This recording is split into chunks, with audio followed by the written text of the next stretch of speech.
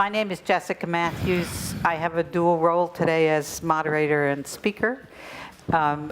In my moderator role here, I'm not going to introduce my colleagues whose bios are in your books, except to mention that Liz Economy has a new book out on China's third revolution. Okay, thanks, Jim.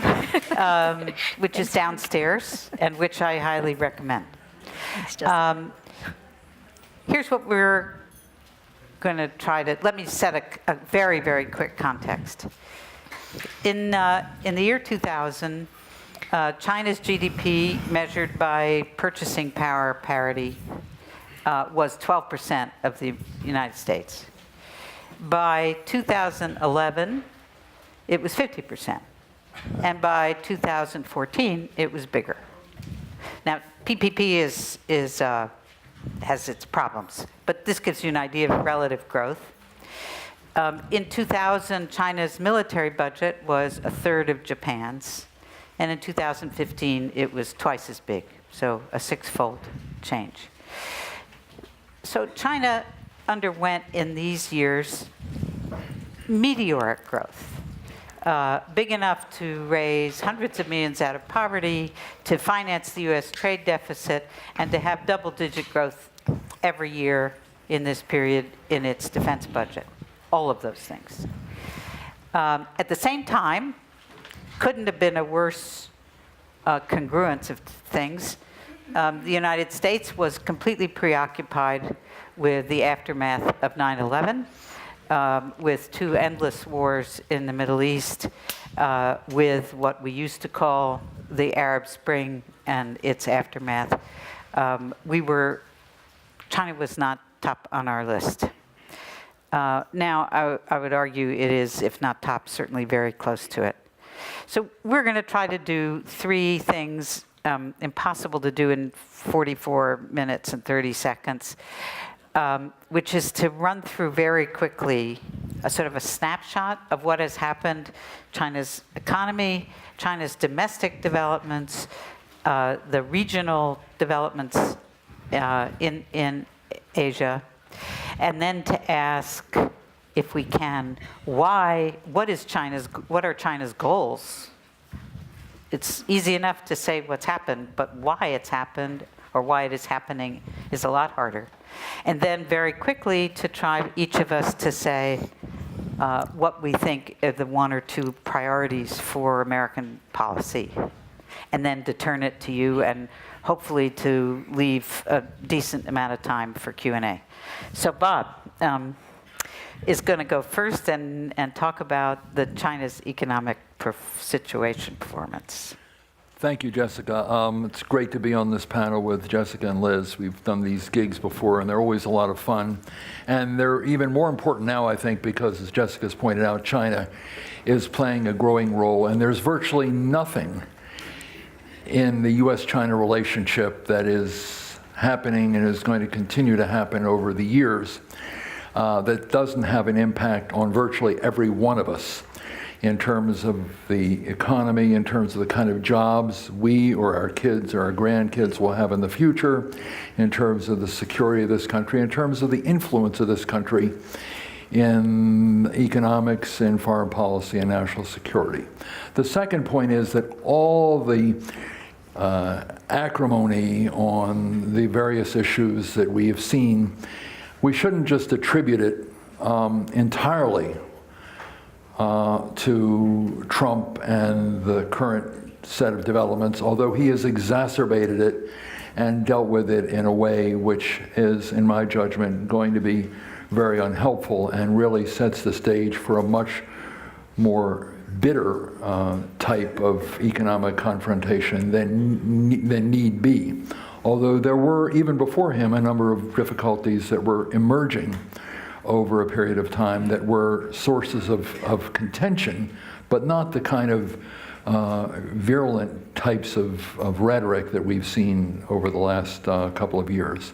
The third point, I think, that using the historical points that Jessica made, it's useful to look at what's happened and to sort of understand a little of the background.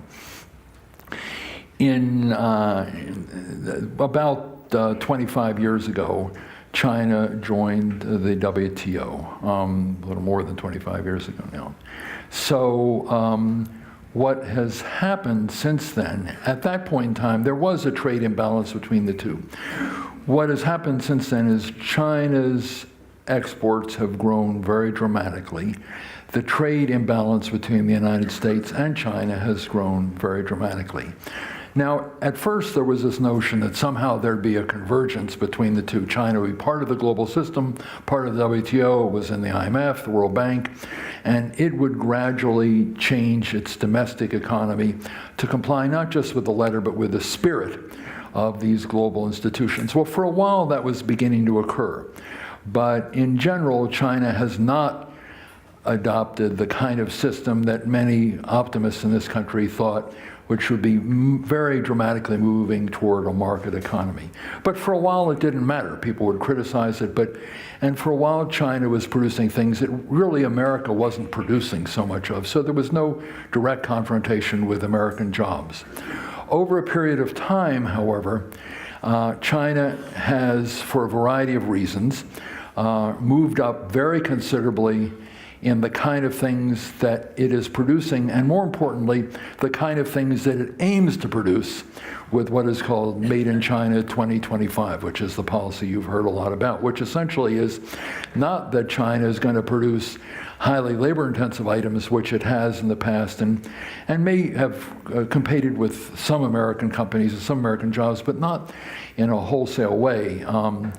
And a lot of other emerging economies were competing in those sectors as well. Now China has demonstrated that it can and has the will to move more and more into the very advanced technologies, artificial intelligence, biotechnology, various types of information technologies, autonomous vehicles, a whole range of things. And it's aimed to reduce its dependence on imported inputs and imported products, from roughly 40% to, you can compute these anyway, but they say 40% inputs in 2020, Chinese made, to 70% in China 2025. So it creates this notion that China is going to import less from other countries, particularly the United States, and be more and more self-sufficient in the advanced technologies, and to be a global competitor in all of those really advanced technologies, artificial intelligence being the most obvious and visible, but there are many others as well.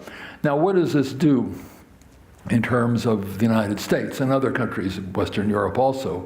And that is that it creates two sets of concerns, and some would say threats, and some would say areas of intense competition, whatever word you use. China's not the economy that your parents and grandparents dealt with. It is, when I first went there in the early 70s, we didn't sell anything to them, they didn't sell anything to us. Now they're intensely competitive in these new technologies that we have considered ourselves dominant in. And why are they important? They're important for the American economy, because that's our future, is in these new advanced technologies, but also in terms of America's national security. And that's where these two have morphed. If China made labor-intensive stuff like textiles and shoes, there was no security issue at all. With new technologies, it dovetails with new technologies that are important to the security of the United States and other countries. So you've got this issue beginning to become more and more prevalent, which is why you get the Pentagon and other agencies much more involved in it. And what has this done? What this has done is to create a greater concern about the protection of American intellectual property. It's not intellectual property for making shoes and textiles, it's intellectual property for making very sophisticated equipment for modern information technology, modern sensory technology, a whole wide range of things, and concerns that China is, and these have been around for a while, finding various devices for getting American technology either through its own devices, which are through piracy in the case of The charges have been made about piracy by a number of countries or companies, or mergers and acquisitions that enable the partner in China to take this opportunity to get other technologies that they don't have. These are all accusations that companies have made, and no one's making them up. These are accusations. Some may be valid, some not, but it's raised the level of economic competition to intellectual property or business secrets and things of that sort. And it's also raised the question of Chinese acquisitions of big companies, high technology companies in the United States, which is why you see in the National Defense Authorization Act some very new, tough language on the types of procedures that need to be used and must be used in the future for this Committee on Foreign Investment in the United States, CFIUS, for being much more restrictive about foreign investment from all countries, but the focus really has been on China. And the danger of that is that a lot of foreign investment, which we need in this country because we're a capital importer, might be restricted as the government tries through this legislation to be particularly restrictive on Chinese products. So we've got this, what was a trade issue, morphing to an issue of technological competition, morphing to an issue of national security competition, which is now spilled over in the investment area with this new investment. And in terms of the trade confrontation, and I'll stop here because we have a lot of other things to cover, it's not just Trump has been fixated on the balance of payments, but what makes this confrontation more complicated is that China has said it would buy a lot more, $100 billion more American goods, whatever the number is, and they've made offers to do this. But the issue is so much more complicated because it goes to the heart of what China's trying to do, which is to enhance the competitive capabilities of its advanced technology industries, the China 2025 program, which is supported by subsidies and various other things, with America's concerns about this undermining the future of American technology and our national security capabilities. And then you get this investment confrontation, which is going on now, where the U.S. is restricting Chinese investment and will do so in the future. And then you add to that currency issues and a whole range of things that morph themselves into this. So it's very difficult to figure out what China really is being asked to do by the U.S. government, by this administration, to end this trade war. And it's not entirely clear what the administration wants. Trump sort of changes his mind, and there's competition among various advisors. We'll come back to U.S. policy, but let's turn to Liz and talk about the domestic developments. Okay, great, thanks. So I'm going to focus on what's going on inside China, and I think the very transformative impact that Chinese President Xi Jinping has had over the past almost 6 years. Just to start, I'm going to do what Jessica and Bob have also just done, which is to provide a little bit of context, because I think in order to understand Xi Jinping, you have to understand what it is that he is developing out of and what he is reacting against. So if you look back, not too far back, but just to the 19th Party Congress in October of 2017, when Xi Jinping was reselected as General Secretary of the Communist Party for his second 5-year term. Somewhere in his marathon 3.5-hour speech, he said, China has stood up, got rich, become strong, and is moving towards center stage. And in that one statement, he really encapsulated, I think, the 3 most important inflection points of contemporary Chinese political history. The first was China has stood up, and that was Mao Zedong in 1949, when he stood up against the foreign invaders and stood up against the ruling party of the time, the Kuomintang, right? And then you had the Communist Revolution, which catapulted the Chinese Communist Party into power. Then in 1979 or so, you had Deng Xiaoping, and that's really sort of what Deng himself termed the second revolution. And that was a period of reform and opening up, the period when China got rich. It's when Deng Xiaoping opened the country up to foreign influences. He introduced the market, civil society blossomed. You had the establishment of China's first non-governmental organizations. And Deng Xiaoping, very clearly said that he was going to maintain a low-profile foreign policy in order to focus on domestic domestic development. And then you have Xi Jinping in what I call the third revolution, which is a period in which China has become strong and is moving towards center stage. And Xi Jinping's third revolution, which began in 2012 when he was first selected as a general secretary of the Communist Party, really upends much of what Deng Xiaoping had launched in terms of his period of reform and opening up. So I'm just going to take you quickly through to sort of show the four major trends that I see underway in China today. The first is a switch from the collective leadership of Deng Xiaoping to the sort of single, far more authoritarian leadership of Xi Jinping.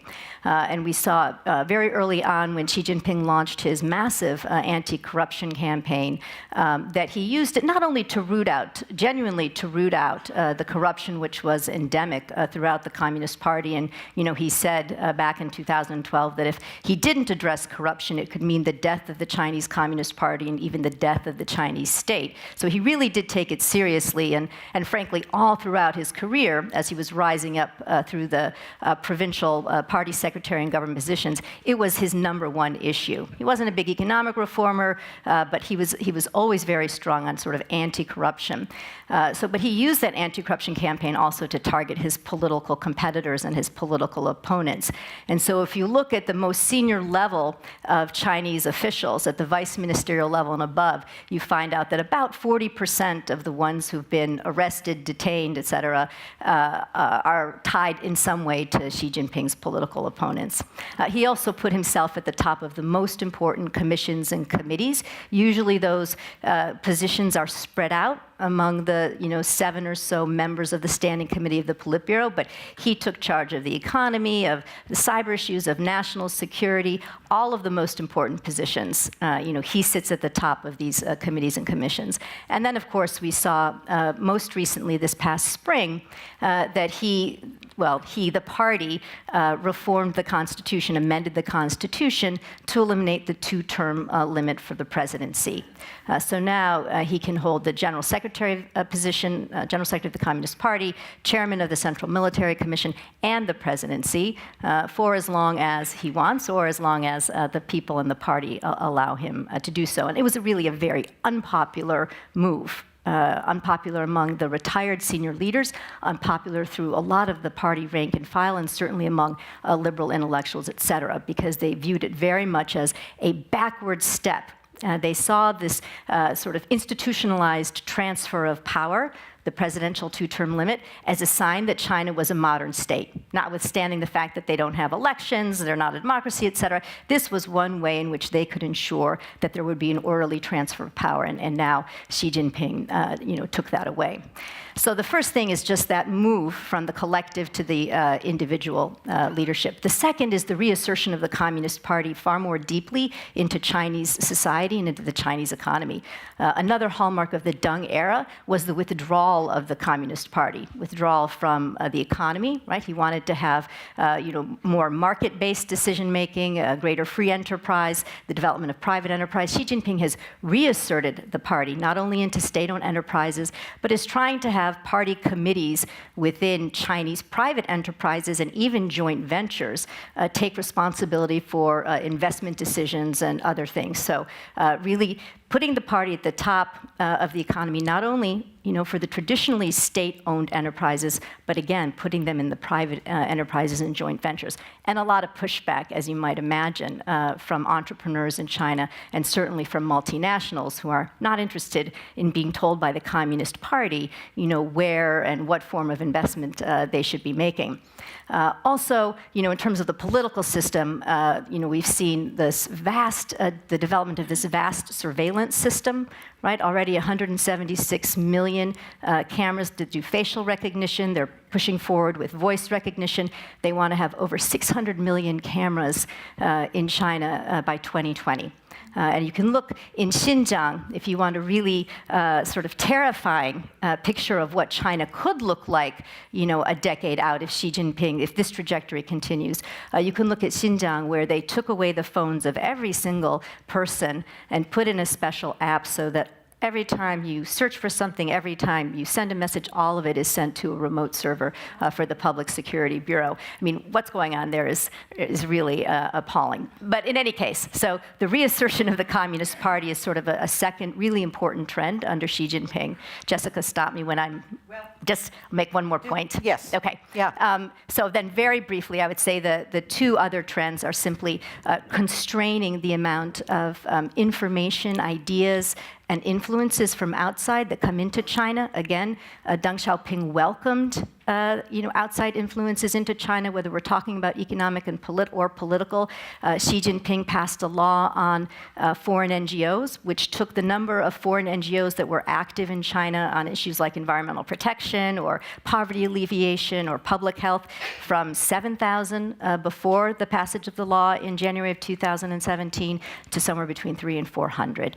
So really constraining the opportunities for civil society interaction and even for the growth of civil society within China. And then last, a far more ambitious foreign policy. So where Deng Xiaoping, again, wanted to focus on growing the domestic economy, focusing on internal developments, wanted just a peaceful, stable environment, Xi Jinping has a far more ambitious and expansive set of ideas for China. That's what the great rejuvenation of China is all about, reclaiming a degree of centrality on the global stage for China.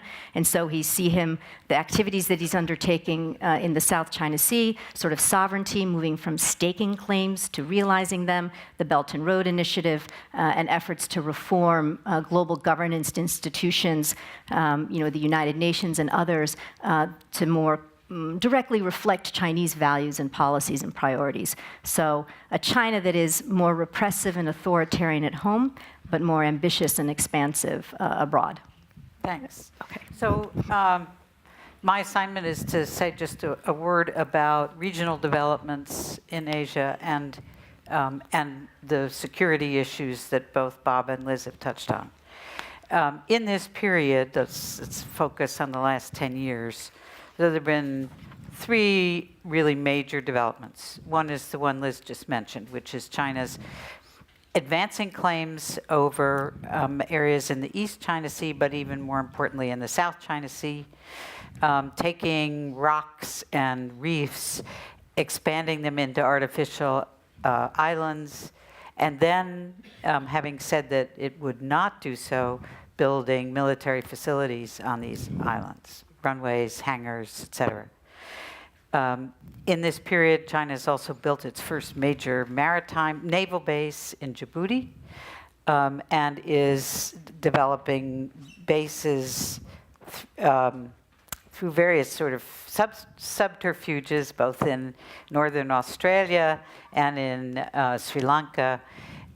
So it's starting to look like a string of naval bases through the region. American military experts are a bit divided on the threat that this poses because many people believe that we've discovered that that sort of basing over great long distances is actually not a very smart way to go because those bases are just too hard to protect. In fact, many would argue impossible to protect in a time of conflict. Third, there has been the Belt and Road Initiative. China is spending hundreds of billions of dollars to extend its influence across Southeast Asia, East Asia, and Central Asia, now all the way to Europe, in country after country. One of both putting countries under very, very heavy debt burdens that they have no real likelihood of being able to repay, which maybe then China takes out the payment in control of ports, for example, or other critical infrastructure, and is exporting the kind of repressive high technology communication systems that Liz just described, the social credit system that China is developing for its own domestic use, which is for us, for the United States, a really significant worry because you're exporting to other countries non-democratic, authoritarian, repressive mechanisms of governance through these things. The social credit system in China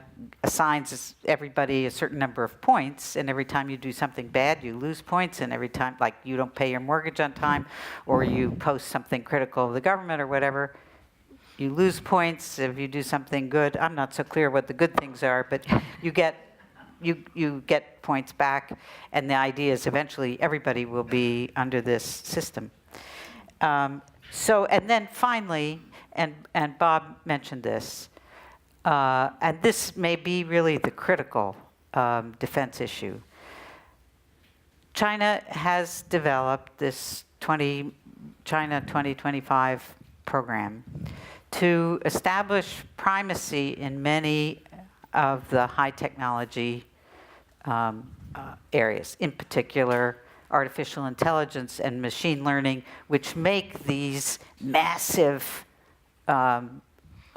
surveillance and control mechanisms possible, and facial recognition, and which, because in AI, data, seemingly meaningless data is valuable. And so by collecting these masses of data, China then accelerates enormously its AI development. So AI sensors, quantums, we're not to quantum computing yet for defense applications, but for sensing and for communication, encrypted communication, enormously important. Robotics, biotech, and possible human-machine interactions. What is so concerning for American national security is that there are very few people in the field who don't believe that this is, in fact, the future of warfare.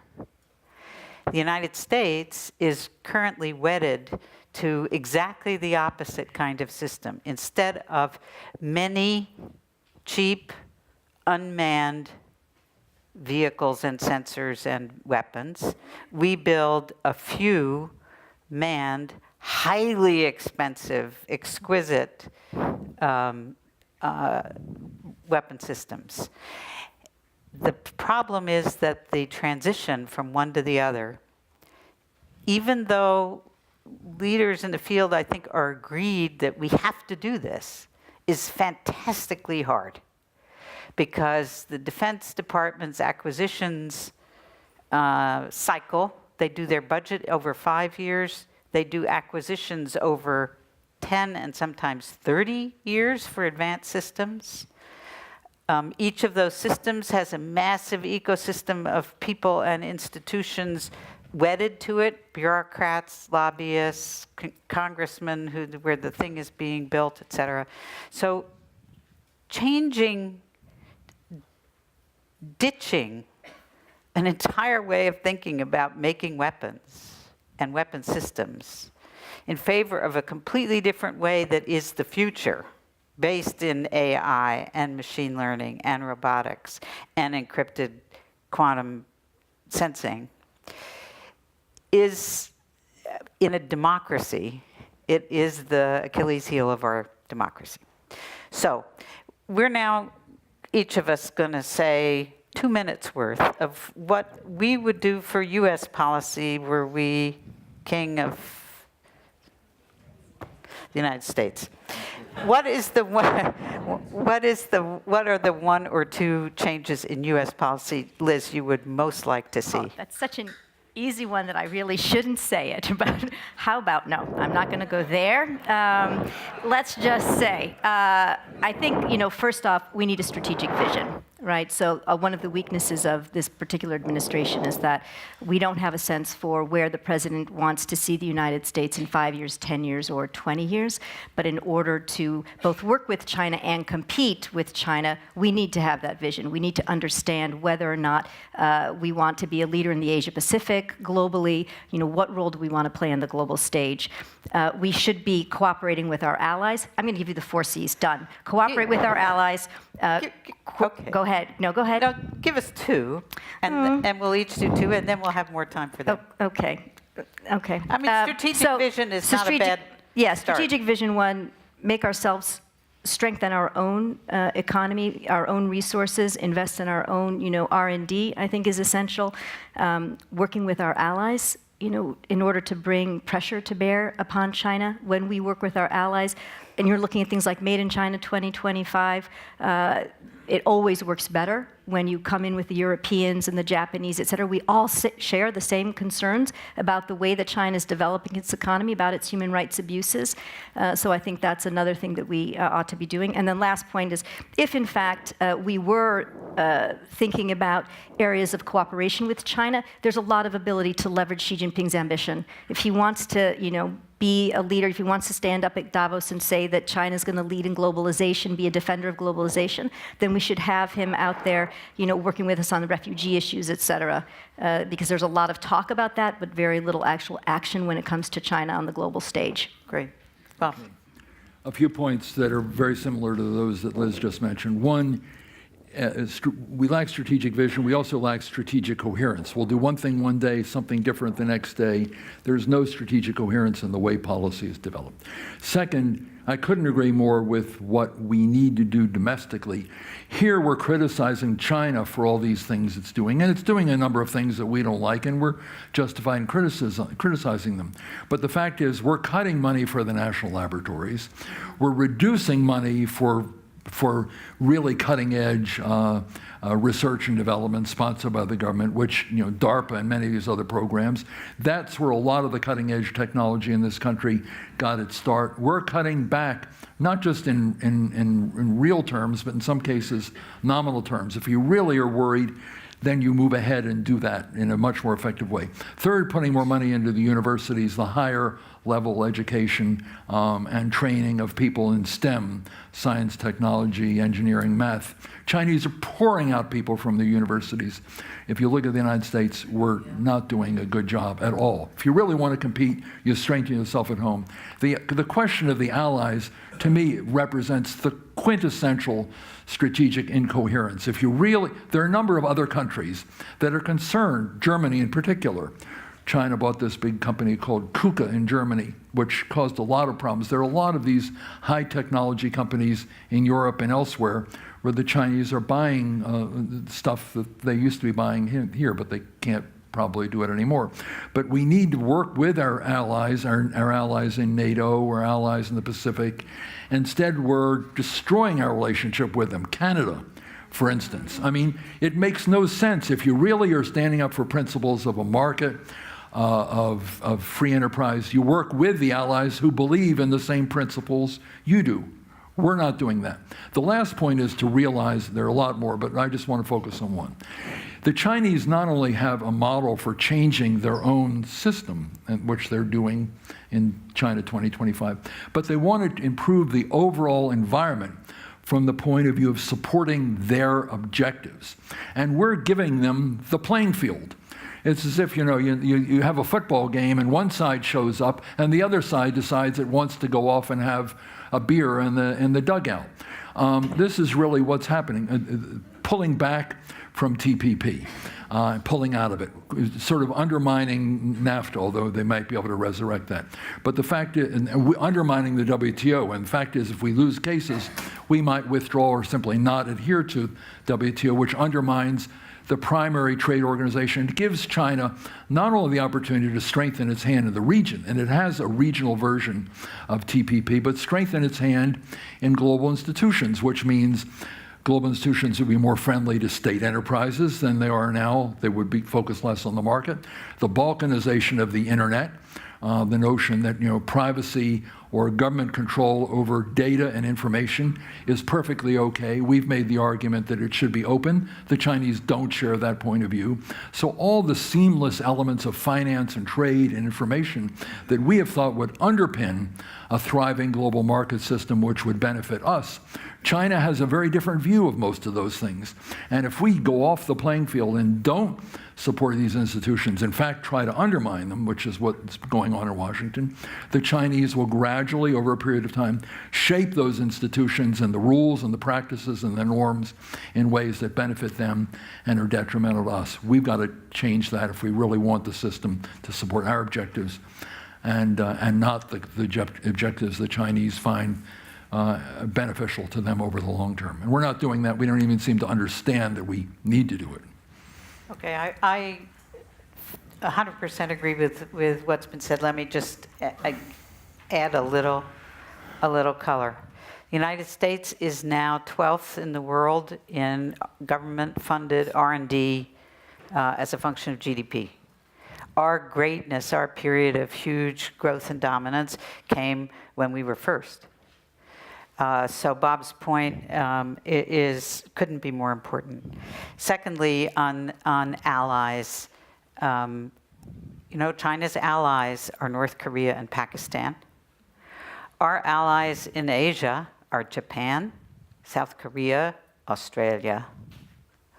Add Europe, add Canada, and the other 27 members or 28 members of NATO.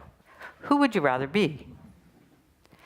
And yet, as both of my colleagues said, we seem to be currently focused on throwing that away. And then finally, on the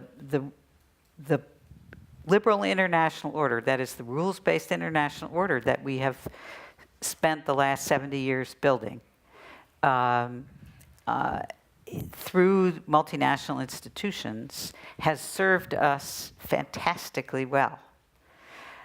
In the past year and a half, we have left the TPP, that was our creation. We have left the Iran deal, which was our creation. We have left the Paris climate deal, which was our creation. We are deeply undermining the World Trade Organization by refusing to approve any judges, so that by January, the WTO's dispute resolution process will be non-functional. And Trump has said that he would like to withdraw troops from South Korea. So whether it's regional or global, we have signaled a total disinterest. Well, we've done more than signal. We have evinced a total disinterest in the multinational institutions and problem-solving mechanisms we've spent 70 years building. Over to you. Jessica, maybe one for you. We haven't mentioned Korea, North Korea. Sorry to be a little bit tactical, but what would it take for China to take a decisive intervention in North Korea? They've got a problematic guy there and might cause some difficulty with their peaceful rising. And what would it take in terms of a U.S. mistake or something else for China to decide to more forcefully intervene? Unfortunately, I'm not sure I can do this quickly. China's interests in North Korea are different from ours. They have many reasons to doubt what our desired outcome is. They were cooperating on putting a lot of pressure pre-Singapore. That's now gone because we announced that there was no more nuclear threat. I don't think China will ever solve the North Korea problem for us. It's not in their national interest to do so. So the only exception to that is that, and this would be impossible to do now, but it should be something we do, is we have never sat down with the Chinese and talked about the end game. Could we agree on an outcome for the Korean Peninsula that served both, that was acceptable to both the U.S. and the Chinese interests? I think, in fact, that there is such an outcome. We've never had that conversation. It takes more strategic trust to have it than the relationship would includes right now, but it's possible. Yes.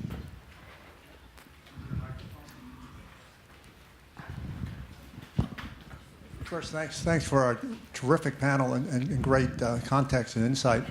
Some of us in the high-tech world have observed something more recently in China that we don't have an answer to. And that is what's being called speed to scale. That, an example, OFO, an electric bike company, a couple of years old, rents 30 million bicycles a day. The estimate next year is they're going to rent 300 million bicycles a day. We have no idea how to scale at the speed that China knows how to do. They don't have to follow the rule of law.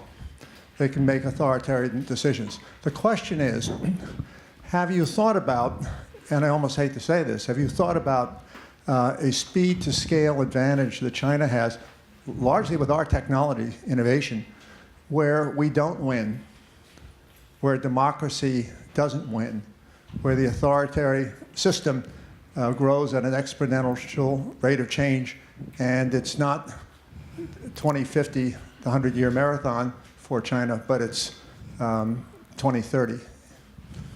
Yeah, I mean, you put your finger. This is, if you look, you could take what you've said about these bikes, that's like city bike things, and take them and put them in virtually every part of the Chinese economy. They're doing something similar to this, not as rapidly in some areas. You just see the expansion of virtually every sector at rapid rates. The one example, urbanization. The number of what we call, or they used to call medium-sized cities, they're bigger than New York. Now, they've grown from 1 million to 5, 6, 7, 8, 9, 10 million people. They're doing this with urbanization. They're doing this with a whole range of industries and new technologies. Why are they able to do it? One, they have the manpower, the woman power. Second, the government, what's interesting is each entity, each province, is competing to be the #1 province in all these sectors. So when one province really gets an edge on the other, like Zhejiang province, which is a very competitive province near Shanghai, they're sometimes a leader, they'll develop new technologies. 4 or 5 other provinces want to do the same thing. They infuse huge amounts of capital. They don't much care in many cases about the return on that capital, at least initially, because they get it from all these sources that in some cases through the government, in some cases through the private sector, but mostly through the government. Many of these loans are made so that they can put money into redundant capacity, and they build over capacity. U.S. companies have more fiscal discipline, and they can't get these supplies of money, or they can't get these supplies of workers so quickly. And they don't have the support of the state governments in this panoply of initiatives that these provincial governments are taking. So they're able to do this, they're able to do it quite well. Not all of them will succeed, but they certainly cause huge scales. And once they get those economies of scale, they're better able to export because they have big scale internally, because it's a protected market and they get all these benefits. They also then are able to export it. And that's another knock-on aspect of exactly what you're saying. Liz. So very quickly, I think Bob is right, but speed and scale don't necessarily produce the best outcome. So if you look at, for example, what's taken place in clean energy in China, you hear about how much they invest more than we do. You hear about how much they've installed more than we have, but actually in terms of deployed, in terms of what actually works in China, in wind power, for example, our curtailment rates are about 5%, theirs are about 40%. So actually we have more wind power in use than China does. So sometimes it pays to look behind the headlines, underneath the headlines, at what is actually taking place on the ground. And I would just point to the Belt and Road Initiative as another example of where China has gone out strong, right, but is clearly getting overextended in terms of the rising levels of debt. In many countries, there's a lot of pushback. There are protests in virtually every single country where China now has these massive infrastructure projects through the Belt and Road. So It's concerning, no doubt, but just watch how things play out over time, because often what you hear initially, even those huge levels of investment in Belt and Road, are so much less than what's actually taking place. Usually about a third, between a sixth and a third of what you hear as a big number actually materializes over a period of a decade. And let me, She says, what Liz says is quite accurate. The problem is we had the same thing during the dot-com crisis. You can equate it that huge amounts of money went in, some was poorly invested, some created certain benefits. So Liz is right, not all of it is going to come to successful investments in the Belt and Road or in these other things. But the problem is some of it will, and given the volumes in such a big economy, even those that do will be very competitive from the point of view of American companies. and just to round off on the question of, is anybody thinking about this? On the points I made about defense procurement, last year the Rand Corporation looked at this issue and its conclusion, quote, starkly, assessments in this report will show that U.S. forces could, under plausible assumptions, lose the next war they are called upon to fight. Yes, well, here, first row. Wait, can you wait? Yeah, sorry, for the mic. Editorial in the New York Times, on China, the editorial about the flight of Chinese investors now wanting to invest in the dollar, and the Chinese trying to defend the renminbi and all that. This is I touched on this very briefly, and that is, here's the problem that China has. This is the currency issue. The currency has been going down in part because of the trade war, in part because the central bank, which was pursuing a relatively tight monetary policy as part of the sort of deleveraging that was going on in China, has now relaxed a little bit. So you're seeing higher interest rates in the United States, a rising dollar, lower interest rates or an attempt at lower interest rates in China, and a sinking currency. And what do Chinese do in that circumstance? Even though they have capital controls in China, they move money out of China to take advantage of the rising dollar and the higher interest rates that they're getting by buying American treasuries and things of that sort. So this is part, and the capital outflow is a big problem for them. They want that capital, they want to reinvest that capital, so they're moving money out of China because of largely, not entirely, because of interest rate differentials and the rising dollar out of the Chinese economy, and therefore money isn't coming into China as rapidly for the same reason. They don't want to buy declining assets. There's a lady right, yeah, go ahead. Wait for the mic, yeah. Thank you. So you spent a good amount of the time talking about what kinds of missteps have occurred in the last year and a half, and how that's been a deviation from previous policy, whether it was coordination and, an international hierarchy, et cetera. This seems to, the issues with China seem to have started in greater depth in 2012. I'd love you to talk about what we were doing between 2012 and 2017, and how did we allow this to get as far as it has gotten, and whether reverting to some of those past policies are in fact going to check some of the advances that China's making. Question. Yeah. So I would say it's a great question, and so some of what the Obama administration, I think, was right on track. So we should have pushed through with the Trans-Pacific Partnership. Where we were strong was working with allies, right, and working with our Asia-Pacific allies, drawing the Europeans, in fact, into the South China Sea issues. We were strong in terms of working with China at the topmost level, right, on the global climate change. That was positive.